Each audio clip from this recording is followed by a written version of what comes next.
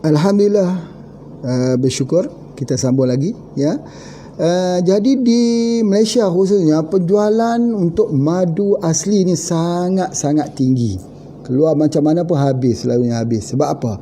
Paling pas bila dicampurkan dengan kopi. Jadi sedap, enak, lemak, Masya Allah. Sebab apa? Aroma dia juga. Jadi artinya kalau madu arak, madu daripada polen kurma, sesuai dengan minum dengan kopi radik. Masya Allah. Ya, apatah lagi kopi radik boleh juga kita gunakan yang black radik ataupun yang warna merah tersebut. Boleh kita gunakan, radikku juga boleh kita gunakan dengan kita mencampurkan. Tetapi di dalam konsep pengobatan pula dia begini, iaitu madu itu mesti disiapkan dalam bentuk hangat atau suam, yang harus kita minum selepas kita mengambil herba tersebut. Kalau kita bisa ambil dalam bentuk kapsul, dalam bentuk pil, dalam bentuk apa pun, lepas saja kita minum itu mesti minum dengan air madu suam. Itu dia punya art of healing dia tu, seni penyembuhannya itu. Kalau tidak pun buka saja kapsulnya itu, masuk ke dalam air tersebut. Itu adalah kaedahnya. Sebab apa? Madu itu menjadi sinergi untuk menguatkan lagi herba tersebut. Sesuatu yang diambil bersama dengan madu, dia akan jadi kuat. Kenapa dia jadi kuat? Kerana proses pencernaannya akan berlaku dengan sempurna, dengan sempurnanya. Baik. Jadi oleh sebab itu kita tahu bahawa sifat madu ini, yang pertama, kalau kita ambil madu daripada madu ini, madu tualang ini sifatnya panas. Bagus sekali untuk pencernaan. Tapi kalau kita ambil madu kelulut, sifatnya dingin. Jadi kita kena tahu cara dia, bagaimana nak mengubatnya. Misalnya apa? Orang yang ada asma, kita bagi madu kelulut. Ya, madu kelulut. Jadi kita bagi dia sebab kita perlu mendinginkan sesuatu yang panas, mukusa dan sebagainya. Tetapi kalau untuk nutrisi, untuk tulang, untuk otot, untuk sendi, untuk otak, ya, kita gunakan madu tualang. Ya, jadi itu adalah antaranya. Jadi kita tak boleh kata ini bagus, ini tak bagus, ini bagus, ini tak bagus, semua bagus. Kerana dia semuanya datang daripada Allah. Jadi kalau begitu, misal kata kita jumpa orang batuk lah, kita tengok dia sama seperti batuk dingin, kita tengok dia begitu, kita pun berikan madu yang panas, madu tualang. Batuk bertambah-tambah, berartinya penelitian kita itu tidak tepat. Kita tukar dengan madu yang bersifat dingin pula, madu kelulut pula. Jadi begitulah, di antara dua madu itu ada dua sifat yang berbeza, dua sifat untuk tubuh badan kita. Jadi cari yang mana satu sesuai untuknya, sama ada madu tualang atau madu kelulut. Itu di antaranya. Sebab apa ya? Jika kita mengkaji, kadang-kadang keberkesanan ini bergantung juga dengan cara dan makanan kita setempat. Kalau di tempat itu hanya makan roti, misalnya di Pakistan katalah makan roti, maka di situ dia mungkin memerlukan yang panas. Mungkin sebab dia perlukan otot yang kuat, tulang yang kuat. Begitu juga dengan tempat-tempat yang lain. Kalau di sini dia makan banyak macam-macam, ada gulai, ada kari, ada sup, ada lagi sayur terung, ada lagi campur acar buah, masuk macam-macam ini, mungkin dia perlu kepada madu yang lain. Jadi tidak boleh ditetapkan melainkan dengan melihat pengalaman setempat. Jadi itu adalah macam kita belajar ilmu fikih lah. Fikih air wuduk misalnya. Air wuduk kita, wuduk itu ya dilarang kita untuk lap air wuduk. Misalnya air wuduk dekat muka, kita jarang kita lap dekat tangan tu, biarkan dia kering dekat situ. Fikih kita bunyi begitu ya, ceritanya begitu. Cuba kita pergi di tempat dingin. Kita kena lap. Kalau kita tak lap itu, habis tetangga sendi-sendi kita. Kan fikirnya berbeza. Sama juga dengan madu. Madu pun macam tu juga. Jadi oleh sebab itu, maka dia mengikut kesesuaian dan kepintaran seorang herbalis itu untuk meneka yang tepat, mendiagnosis dan memberi herba yang tepat. Misalnya madu sidir. Pak Haji selalu menggunakan madu sidir ini ada beberapa hal yang Pak Haji nak ceritakan tentang madu sidir. Madu sidir ni yang pertama, sebab pokok sidir tu dicerita di dalam Al-Quran. Sidirin mahdud. Cerita dalam Al-Quran. Pohon sidir ini menjadi makanan. Buah sidir itu menjadi makanan ahli syurga. Jadi bila disebut makanan ahli syurga, bagi Pak Haji penganalisaan secara umum, Pak Haji dah kata ini istimewa. Jadi oleh madu itu, asal itu dah dicerita dah. Dalam surah Lebah ni dah cerita dah tentang bagaimana asal ini jadi ubat. Kemudian diceritakan lagi pohon bidara. Jadi ada dua yang dikombinasikan dekat situ, namanya madu daripada sidir. Jadi di situ Pak Haji cuba menangkap hikmah. Hikmah. Okey, lihat ya. Kalau kita tengok hikmah ni, kita kena lihat di dalam bahasa Arab. Asal. Apakah makna asal? Asal ini ialah, yang pertama ialah madu lebah. Yang kedua, asal ini ialah kekacauan jiwa. Jiwa yang kacau. Jiwa yang galau. Ni, nak menangkap rahsia. Jadi oleh sebab itu, maka inilah yang dikatakan bahawa madu lebah itu memperbaiki roh. Yang ni panjang cerita ni. Pak Haji nak cerita panjang sekali ni, tetapi pendek-pendekkan sajalah. Nanti lihat di dalam TV Pak Haji, tengok macam mana madu sidir diambil di Yaman. Mampu tak Pak Haji ke Yaman dalam masa peperangan ini, tunjuk ambil di Hadramaut madunya? Mampu atau tidak? Nanti tengok. Kalau dalam perjalanan macam jejak Rasul juga, kalau terkorban, itu nanti jadi rekod lah. Di saat orang berperang tu, kalau Pak Haji tak pergi, suruh Kak Wan dia pergi. Dia suka kembara-kembara tengah duk berperang di Pakistan ni. Dia saja tu saudara. Baik, apa yang Pak Haji nak sebutkan di sini, bahawa macam mana madu sidir ini dia baik untuk yang kedua. Asal bagi makna yang pertama madu, dan makna yang kedua iaitu apa dia? Kekacauan jiwa maksudnya. Itu makna dalam bahasa Arab yang diterjemahkan kepada Pak Haji oleh Ustaz Yusri, pakar bahasa Arab. Bukan pakar lah, tetapi belajar di dalam penguasaan bahasa Arab. Jadi beliau yang menterjemahkan. Ni satu yang menarik. Bila Allah Ta'ala cerita ni, bila Allah Ta'ala buat sesuatu, nama tu pun mempunyai pengertian dah. Jadi Pak Haji selalu gunakan untuk orang yang ada masalah jiwa dengan madu sidir. Sebab apa? Sebab pertama, orang dalam syurga, fikir orang dalam syurga itu tak ada kekacauan jiwa, semua gembira-gembira saja.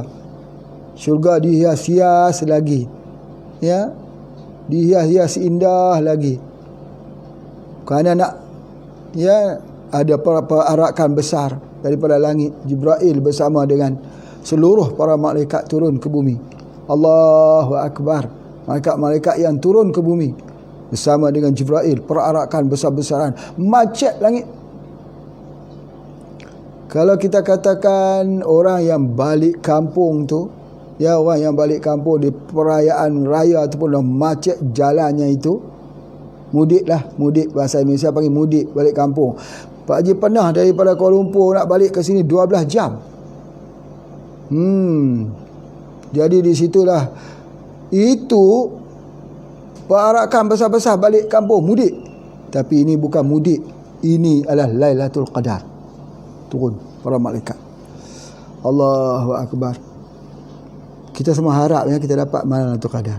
Itu cerita dia. Baik, tentang madu sidir ni, jadi diberi makan, minum pada waktu pagi 1 senduk besar, waktu malam 1 senduk besar. Minum dia. Subhanallah, subhanallah. Pertama sekali, manusia ni ada roh. Ada roh. Ada tubuh halus. Pak nak cerita sikit tentang tubuh halus. Tolong faham betul-betul ya. Tolong faham betul-betul tentang tubuh halus ini.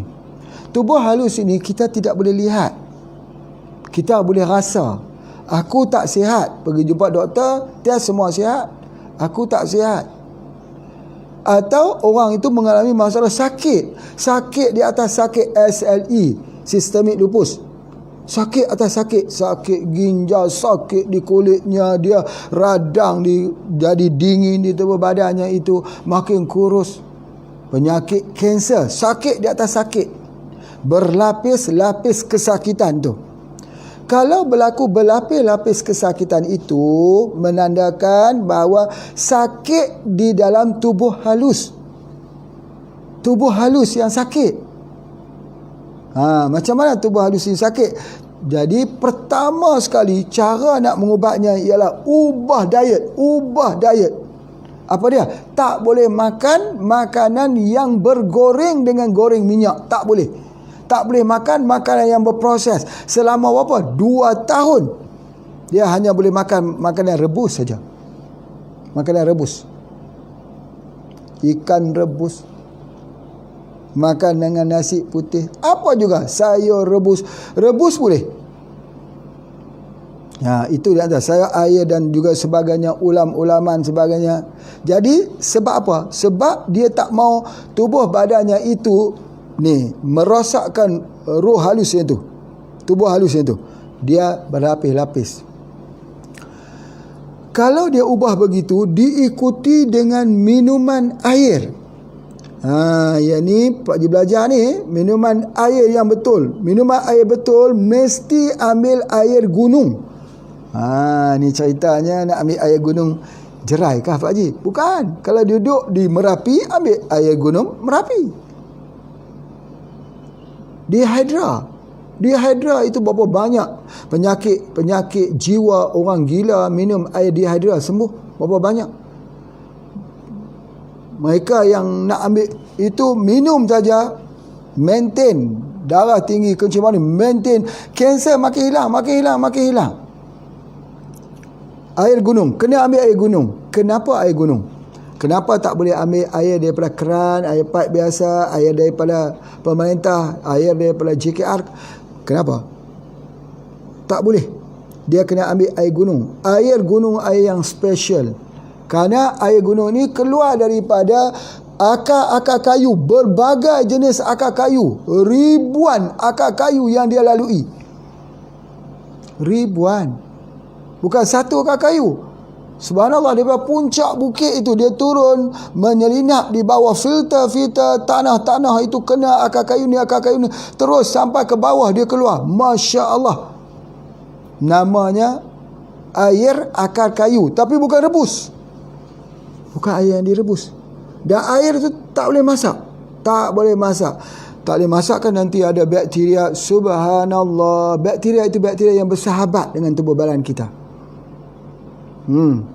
Jadi kalau kita sampai ke Gunung Jerai ni, kalau sampai ke tempat Pak Haji, ada satu tempat namanya Bukit Jaga. Bukit Jaga tu maknanya gunung kecil di bawah Gunung Jerai. Di bawahnya hujung, di bawahnya laut. Di situ ada tempat mengalirnya air. Air daripada gunung itu, air filter, bersih dan jernih. Simpanlah lama mana pun, dia tidak ada ampasnya, tidak ada keladaknya, bersih. Dia terfilter daripada batu-batu dan juga terfilter daripada akar-akar kayu. Bapa Ibu sekalian, Pak Haji nak ceritakan untuk kita faham ya. Nanti datang ke sini, kita tengok atas Gunung Jerai itu, di tempat Pak Haji pun lah ya, ada apa? Ada kulit kerang, ada batu yang tertempel kulit kerang di situ. Apa maknanya? Maknanya dahulu tempat ini sudah ada air laut, sudah sampai ke sini. Jadi lama kita bertanya kat orang tua, ingat tak laut di sini? Dia kata tak pernah. Kalau dia tanya ada yang 5 5 generasi hidup. Dekat sini ada seorang ibu 4 generasi hidup. 4 generasi. Dia, anak dia, cucunya, cicitnya. 4 generasi. Dia pun tak ingat. Tidak pernah. Bukan dia tak ingat, bukan tak pernah. Ini berlaku pada zaman mungkin 500, 600 ataupun berlaku sejuta tahun dulu. Apa yang Pak Haji nak sebutkan bahawa bukit-bukit gunung ini dia adalah merupakan sebahagian daripada batu-batu tua.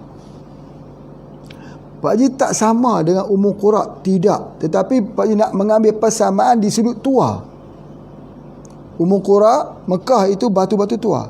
Batu-batu tua ini, jutaan tahun ini, yang dulunya lautan, telah membuat satu filter alam. Keluar air di Gunung Jaga, di Bukit Jaga, di sebelah bawah ni, dekat dengan sini saja. Siapa nak datang sini, besok siapa nak datang ke Yan, siapkan dulu bekas 5 liter tu, monti sebelum sampai ke tempat Pak Haji ni. Ambil air tu dulu, minum. Masya Allah,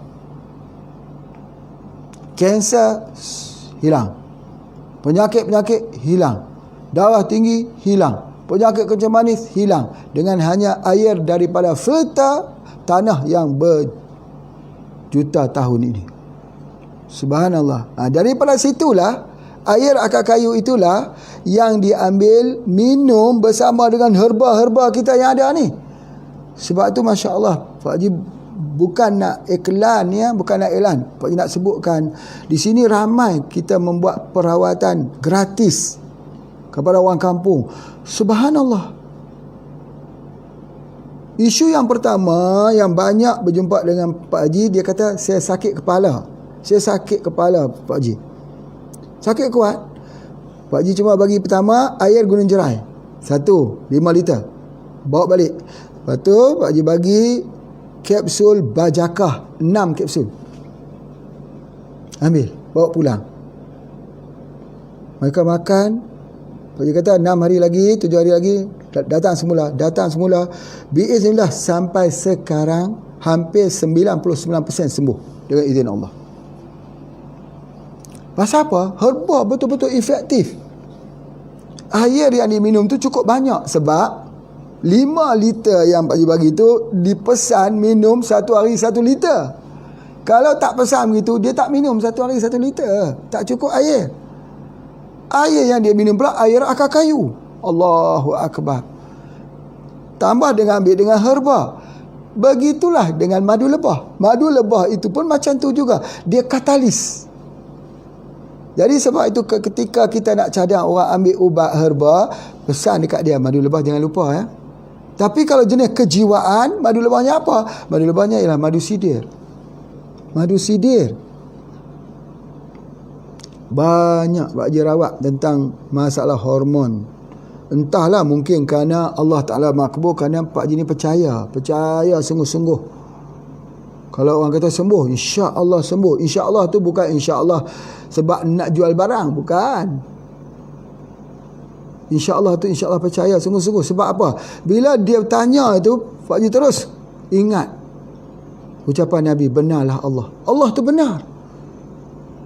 Allah yang ciptakan ubat madu ni untuk manusia. Benarlah. Kalau tak ada ubat apa pun, hanya ada madu lebah, Pak Haji percaya akan sembuh dengan madu lebah saja. Sampai begitu keyakinan. Sebab tu Allah Ta'ala bagi, Masya Allah, bila kita yakin, bila kita ikut, bila kita teliti, bila kita tadabbur, Allah bagi lagi pencerahan tentang ilmu pengobatan. Dan yang terakhir, hari ini Pak Haji dah mula boleh membuat ubat untuk narkoba. Dahsyat ni, dahsyat. Ubat untuk narkoba, untuk ketum. Anak-anak muda yang ambil ketum, sudahlah, berhentilah. Ketum, dan juga obat untuk rokok yang tak boleh tinggal. Masya Allah, Masya Allah. Bagaimana Allah memberikan pengetahuan ini? Pengetahuan begini Pak Haji ambil dan kaji di dalam COVID-19. Bagaimana kuman-kuman, bagaimana kuman-kuman daripada kuman virus COVID-19 ini, dia akan menjadi diam bila ada suara azan. Allahu Akbar, Allahu Akbar. Sehingga akan Donald Trump dengan Obama bergaduh. Hari ini negara-negara yang dulu mengharamkan azan yang kuat disuruh untuk melanturkan azan. Di Britain, di Berlin, suruh azan. Yang ditahan azannya itu sebab apa? Sebab virus itu dia diam, dia kaku.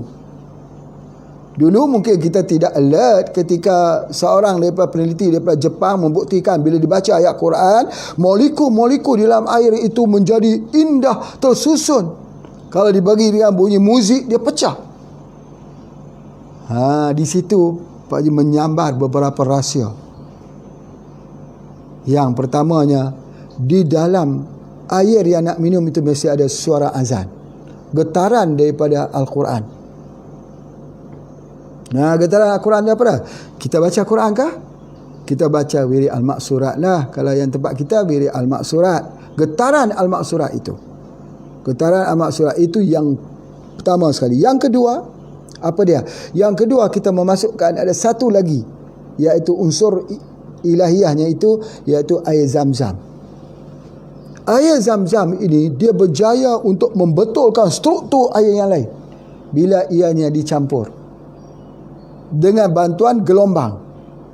Maka dengan bantuan plus air Zam-Zam, mineral dan juga keberkahan, plus dengan gelombang yang diwujudkan, lalu dia ambil air daripada Gunung Jerai, air yang berlapis-lapis akar-akar kayunya itu dicampurkan, dibuat satu formula baru untuk narkoba.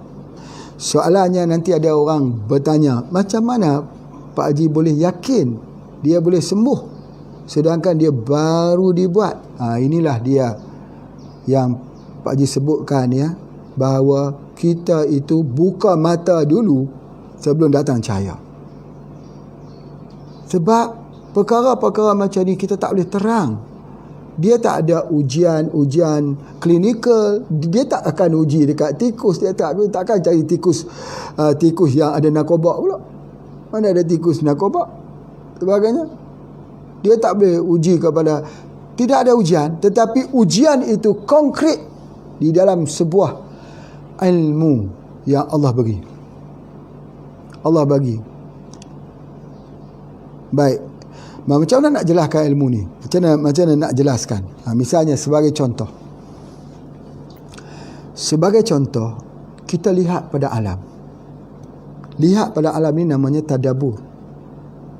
Tadabbur ini dia akan ada dua, fikir dan zikir. Satu fikir, satu zikir. Bila kita mula fikir dan zikir, kita perlukan petunjuk daripada Allah. Di mana? Di mana petunjuknya? Petunjuk ada dalam Al-Quran.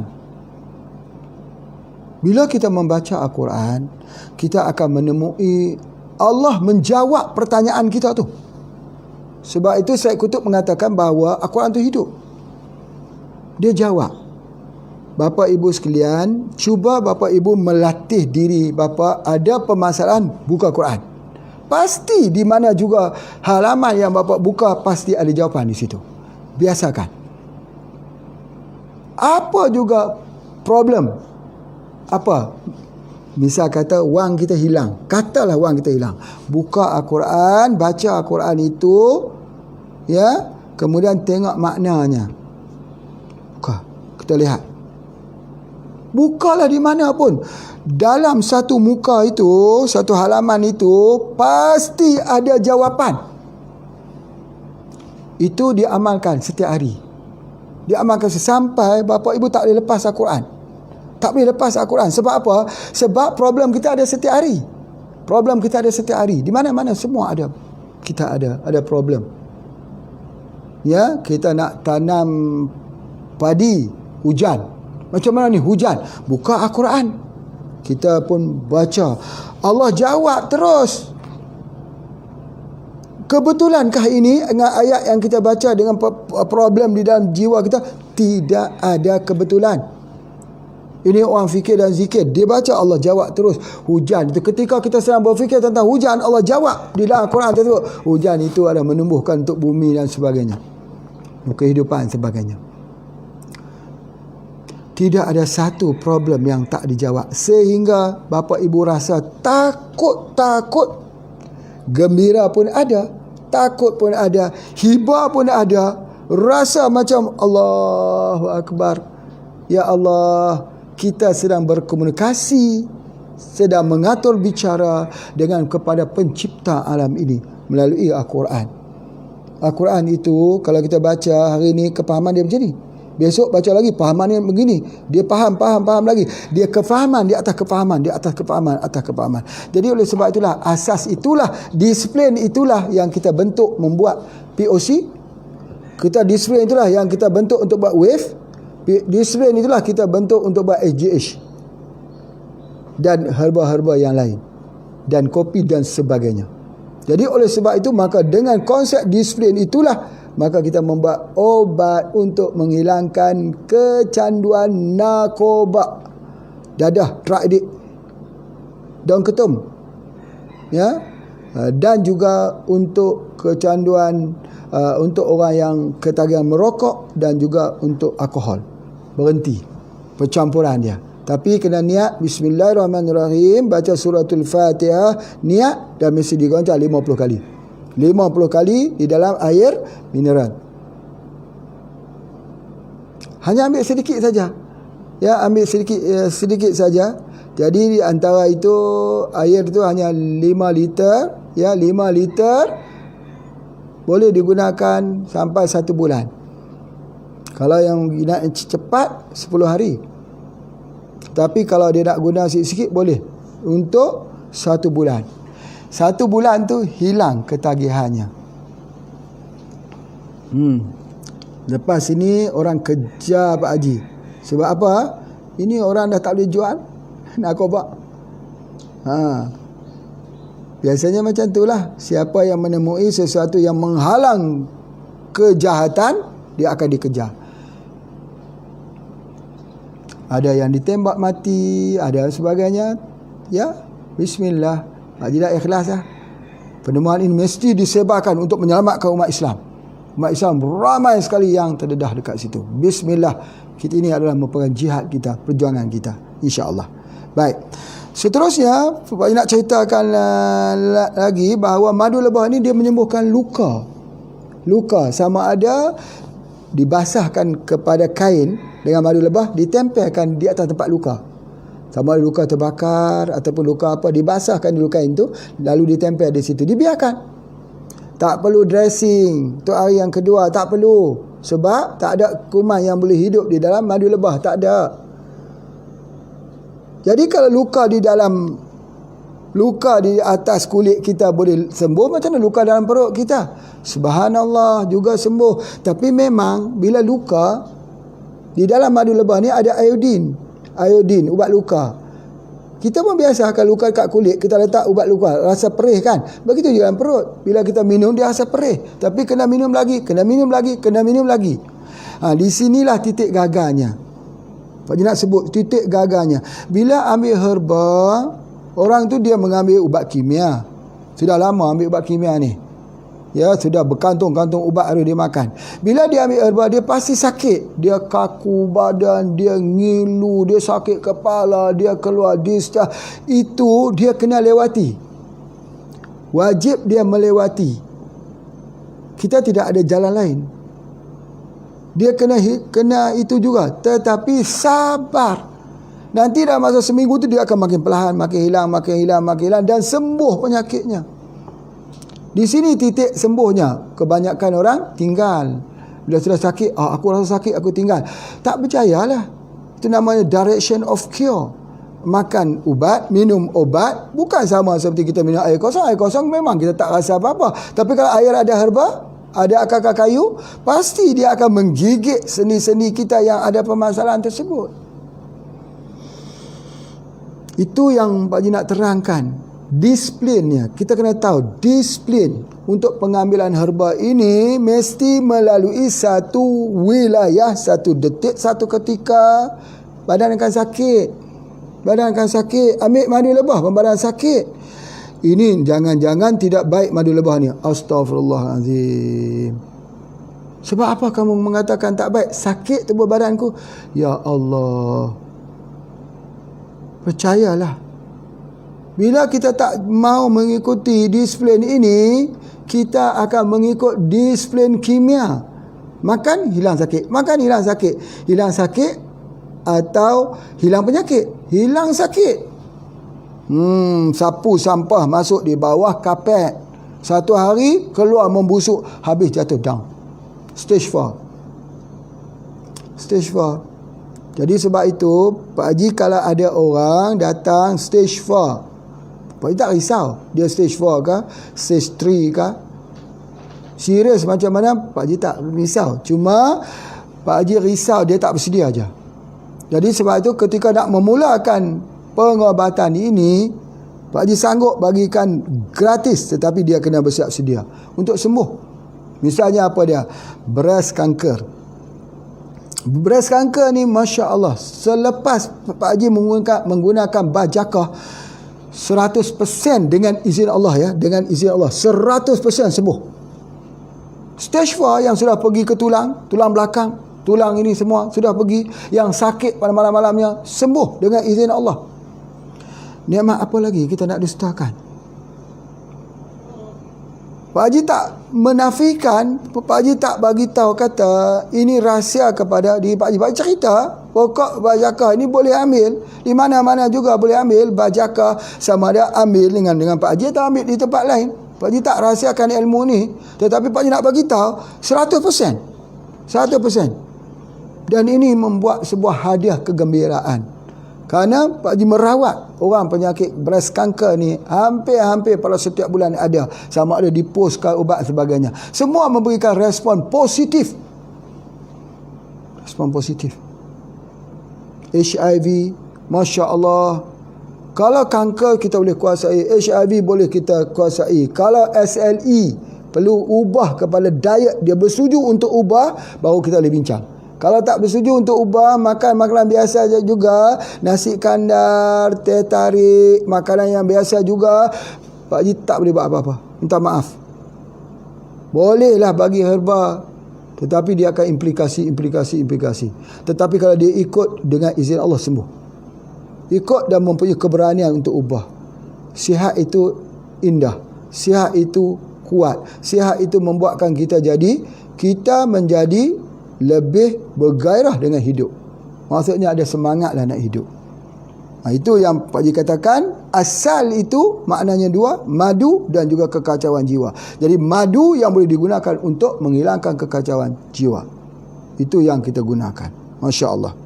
Kemudian ada satu hal lagi yang tak sempat Pak Haji nak ceritakan hari ini, ya, bahawa sebelum itu Pak Haji minta maaf, ya, kerana kita membicarakan tentang madu lebah dalam aspek yang berbeza dengan orang lain.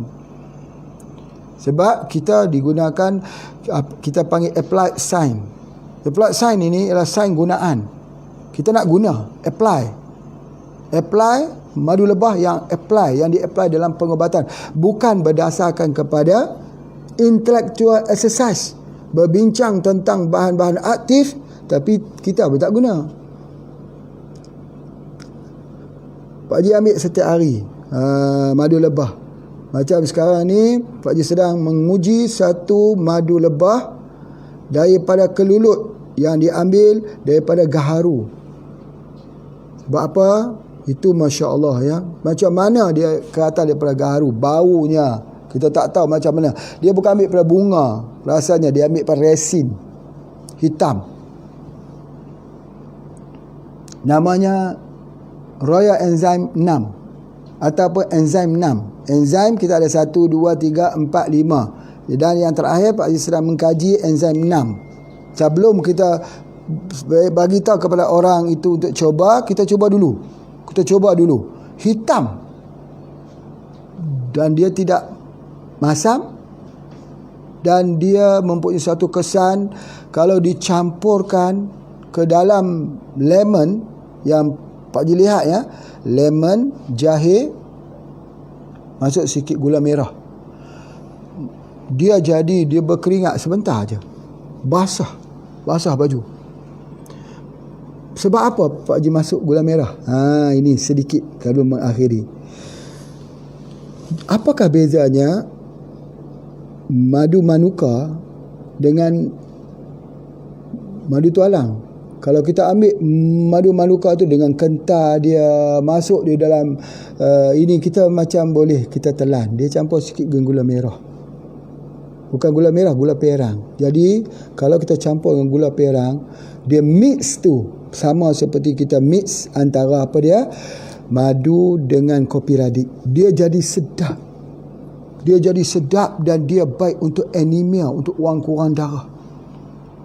Bila darah tu kurang, imuniti kita lemah. Bila imuniti kita lemah, pencernaan kita lemah, hati kita lemah, tubuh badan kita lemah. Subhanallah, mix di antara madu dengan gula perang atau gula merah itu terbaik. Masya Allah. Jadi oleh sebab itu, boleh tak kami mencampurkan madu dengan gula aren? Terbaik untuk bab demam. Terbaik. Sangat-sangat baik. Jadi jangan ada pula orang yang bertanya, Pak Haji, kenapa nak campur dengan gula pula? Sedangkan sudah madu, kenapa perlu campur gula pula? Pak Haji dah sebut gula aren tu ada keistimewaannya. Pohon aren itu keistimewaannya, madu itu menyerap daripada gula aren itu keistimewaannya, mematipelkan, mengkataliskan menjadi satu minuman yang terbaik. Jangan lupa. Terima kasih semua yang mengikuti bersama dengan Pak Haji. Kita sambung lagi insya-Allah. Assalamualaikum warahmatullahi wabarakatuh.